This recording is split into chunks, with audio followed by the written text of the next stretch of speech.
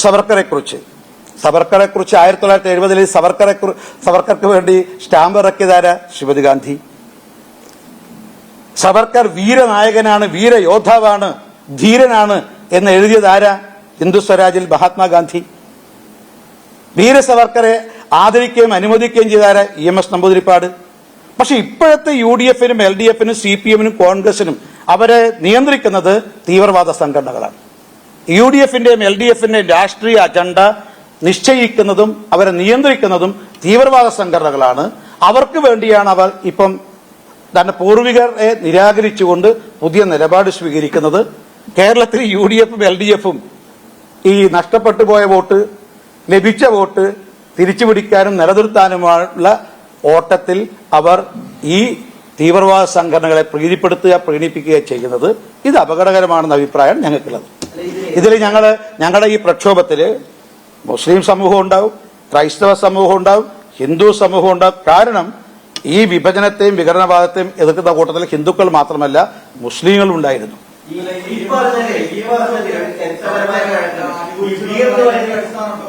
വീർ സവർക്കർ എന്ന് സ്വന്തം എഴുതുന്ന സമയത്ത് സവർക്കർ തന്നെ ഉപയോഗിച്ചതാണ് എന്നാണ് ചരിത്രം പറയുന്നത്. അപ്പൊ അതെങ്ങനെയാണ് ഗാന്ധിജിയായിരുന്നു ലൈഫ് ഓഫ് ബാരിസ്റ്റർ സവർക്കർ എന്ന 1926 എഴുതിയ പുസ്തകം, ചിത്രഗുപ്ത എന്ന പേരിൽ എഴുതിയ പുസ്തകം. ആദ്യം വീർ സവർക്കർ എന്ന് പറയുന്നത് ഈ ചിത്രഗുപ്ത എന്ന് പറയുന്നത് ഈ സവർക്കർ തന്നെ എഴുതിയാണ്. ആ ആത്മകഥ ജീവചരിത്രം എന്ന പേരിൽ എഴുതിയ വാദം നിലനിൽക്കുന്നു. ഗാന്ധിജി എഴുതിയ ഗാന്ധിയുടെ അഭിപ്രായത്തെ കുറിച്ചാണ് താങ്കൾ പറഞ്ഞത്?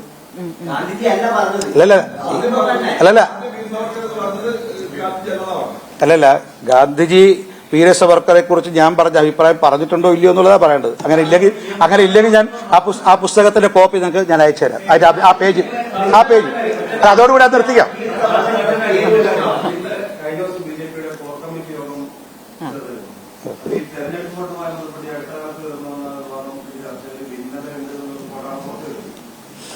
ഒന്ന്, ഇക്കാര്യത്തിൽ ഞങ്ങളുടെ മാധ്യമ സുഹൃത്തുക്കളോട് പറയാം, നിങ്ങളുടെ മാധ്യമങ്ങൾക്ക് ഉള്ള സ്വാതന്ത്ര്യത്തെ ഞങ്ങൾ അംഗീകരിക്കുന്നു.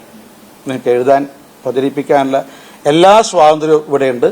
കോൺഗ്രസ് പ്രഖ്യാപിച്ചതുപോലെ അടിയന്തരാവസ്ഥയും നമ്മുടെ രാജ്യത്ത് നിലവിലില്ല.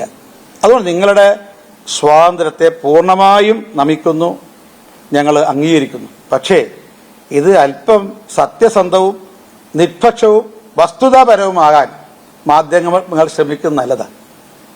ഈ റിപ്പോർട്ടുകൾ ഇപ്പൊ ഇന്നലത്തെ ഞങ്ങളുടെ കോർ കമ്മിറ്റിയുടെ റിപ്പോർട്ട് വസ്തുതകൾക്ക് നിരക്കാത്തതും അടിസ്ഥാനരഹിതവുമായിട്ടുള്ള വാർത്തകളാണ് ഇന്ന് മാധ്യമങ്ങളിൽ ചില മാധ്യമങ്ങളിൽ വന്നിട്ടുള്ളത്. ഇത് തികച്ചും പച്ചക്കള്ള. ഇങ്ങനെ ചർച്ച പോലും നടന്നിട്ടില്ല ഞങ്ങളെ കോർ കമ്മിറ്റിയിൽ നടന്ന ചർച്ച അടുത്ത ലോക്സഭാ തെരഞ്ഞെടുപ്പിൽ ഞങ്ങൾ നടത്തേണ്ട സംഘടനാപരവും രാഷ്ട്രീയവുമായിട്ടുള്ള തയ്യാറെടുപ്പുകളെ കുറിച്ചാണ്. പക്ഷെ അത് ഒരു വരി പോലും, ഒരു ചർച്ച പോലും നടക്കാത്തത് മാധ്യമങ്ങൾ ഇങ്ങനെ വക്രീകരിച്ച് അസത്യജടിലമായിട്ട് സമൂഹത്തിന് അവതരിപ്പിക്കുന്നത് മാധ്യമങ്ങളുടെ നിഷ്പക്ഷതക്കും സത്യസന്ധതക്കും മോശമാണ്. ഇപ്പം സുരേഷിനെ പുറത്താക്കണം. ഞങ്ങളുടെ കൂട്ടത്തിൽ ഞങ്ങൾ വളർന്നു വരുന്ന നേതൃനിരയിൽ പ്രധാനപ്പെട്ട ആളാണ് അഡ്വക്കേറ്റ് സുരേഷ്. ആ സുരേഷിനെതിരായിട്ട് വളരെ ബോധപൂർവമായി ഏതോ കേന്ദ്രങ്ങളിൽ നിന്നുണ്ടാക്കുന്ന ചില വാർത്തകളാണ്. അവിടെ തികച്ചും കേരളത്തിൽ BJP വളർന്നു വരുന്നു. BJPയുടെ പ്രസൻസ് ഇന്ന് എല്ലാ രംഗങ്ങളിലും കാണുന്നുണ്ട്. നിയമസഭക്കകത്തും പുറത്തും കാണുന്നു.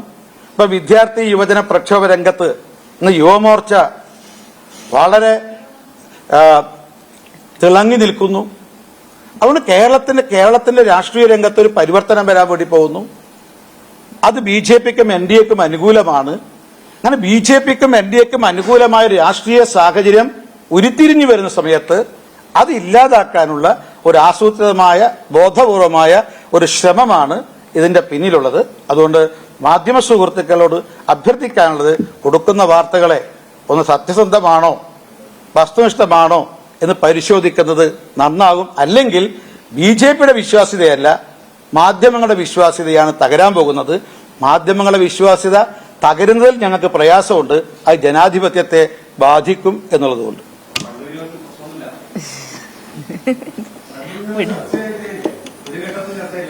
ഞാൻ പറഞ്ഞല്ലോ, ഞങ്ങൾ ചർച്ച ചെയ്ത വിഷയം എന്താണെന്ന് ഞാൻ പറഞ്ഞു.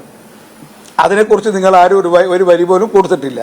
അത് കൊടുക്കാത്തതിൽ നിങ്ങളെ ഞാൻ കുറ്റം പറയില്ല. കാരണം ഇന്നലെ ഞങ്ങൾ ഈ മീറ്റിംഗ് കഴിയുന്ന സമയത്ത് വൈകി. അതുകൊണ്ട് മാധ്യമങ്ങളെ ഞങ്ങൾ ഇന്നലെ കാണാൻ കഴിഞ്ഞില്ല. ഇന്ന് മാധ്യമങ്ങളെ കാണുന്നുണ്ട്. എൻ്റെ ഭാഗമായിട്ടാണ് ഞാനും കാണുന്നത്. അപ്പം അതുകൊണ്ട് ബാക്കി അതിലേക്ക് കൂടുതൽ ഞാൻ വീണ്ടും അടിവരയാണ്. നിങ്ങളുടെ സ്വാതന്ത്ര്യത്തെ ഞാൻ അംഗീകരിക്കുന്നു. പക്ഷേ ഈ അധാർമികത, അസത്യം ഇതൊക്കെ പ്രചരിപ്പിക്കുന്നതിൽ നിന്ന് പിൻവാങ്ങുന്നത് നമ്മുടെ വിശ്വാസ്യതയ്ക്ക് ഗുണകരമാകും എന്ന അഭിപ്രായമാണ് BJP കൊടുത്തത്.